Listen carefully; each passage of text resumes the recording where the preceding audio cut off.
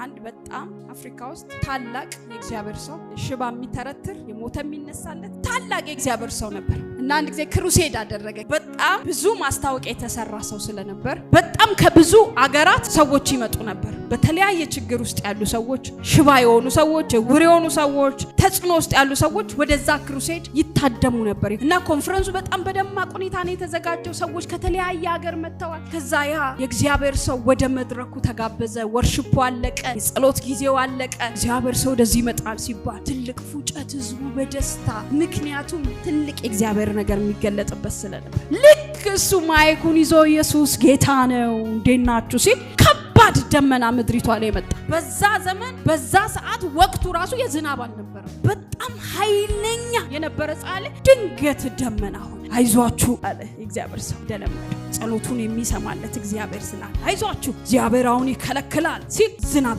ጠብ ማለት ጀመረ። እንደነገርኳችሁ በጣም ትልቅ አመታዊ ክሩሴድ ነው። ከብዙ ሀገር ነው ሰው የተሰበሰበው። ስቴዲየሙ ጤም ብሏል። ሰው ኦቨርፍሉ ከደጅ አለ። ከዛ እጁን ዘረጋና እንደዚህ አለ፣ አባቶ ያለ ይህ ዝናብ እንድትከለክል ሰማያት እንዲዘጉ አዝዣለሁ ሲል በኃይል ዝናብ ዱብ ማለት ጀመረ።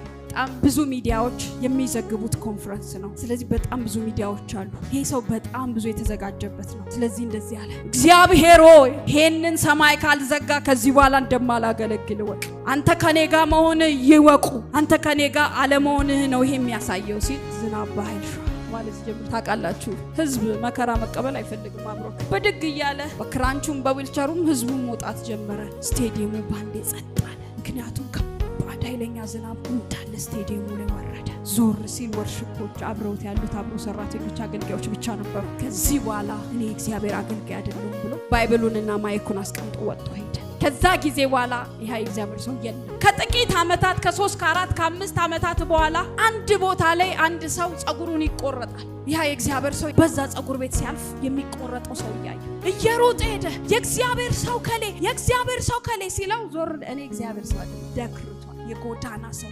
እባክህ አለው። ይሄ ጸጉሩን ይቆረጥ የነበር ሰው ብዙ ዘመን ስፈልግ ነበር፣ ብዙ ዘመን ምስክርነት ነበር ይላል። አዎ ብዙዎች በእኔ ተሰርቷል፣ እኔ ነው እንጂ አብሮኝ የሌለው እግዚአብሔር ኖ እግዚአብሔር አብሮክ ነበር። እባክህ 1 ደቂቃ ስጠኝና ልመስክርልሃልና በግድ ያስኩት ነገር ልንገር፣ እግዚአብሔር ካንተ ጋር ነው አለው።